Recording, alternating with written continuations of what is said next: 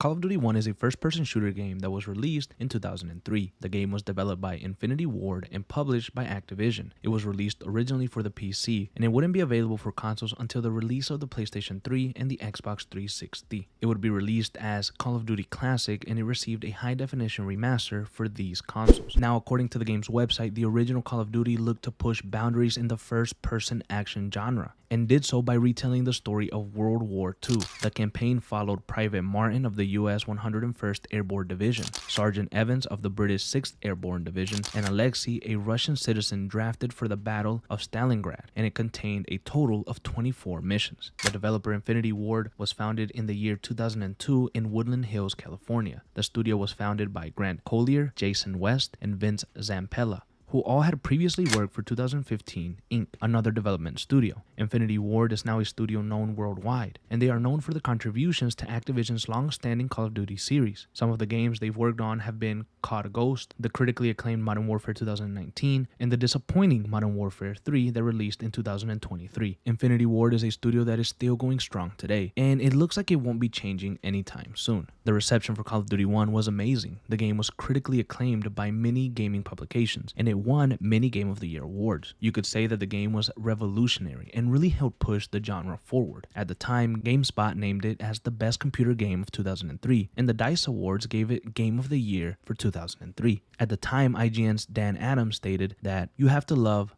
a game that glues you to your seat and keeps you interested. A thrilling piece of software that action fans should grab a hold of and love fiercely. Call of Duty 1 sold pretty damn well, and it was in the top 10 for best-selling games of 2003, sitting in 8th place. In the United States alone, it sold over 790,000 copies by the end of August of 2006. And in the United Kingdom, the game sold 95,000 copies by the end of 2003. The game would go on to sell over 14 million copies worldwide by 2013, 10 years after its original release. The gameplay of Call of Duty 2001 was that of a regular first-person shooter, and if you've played any of the recent Call of Duty games, you would be able to understand the basis of the original. At the time, you were able to carry 2 primary weapons and a handgun, and you were able to carry multiple grenades, and you were allowed to pick up any weapons found on the combat floor. But in this particular Call of Duty, you would move alongside your platoon during the game, so you wouldn't really be moving forward by yourself. You would be moving as a team.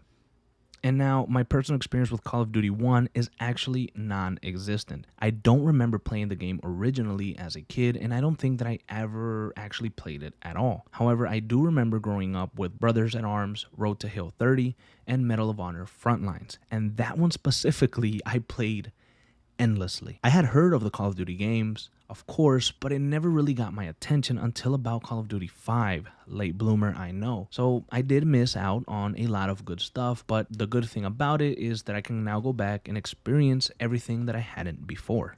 And to wrap this up, the original Call of Duty completely changed the landscape of first-person shooters. And the reason that I say this is because the series is still going strong today. And the multiplayer, whether you hate it or you love it, it is played by millions every single day. They have innovated and they have adapted to any and all things when it comes to changing their format or adopting new ones, like Battle Royale. And all of the success comes from the original Call of Duty back in 2003.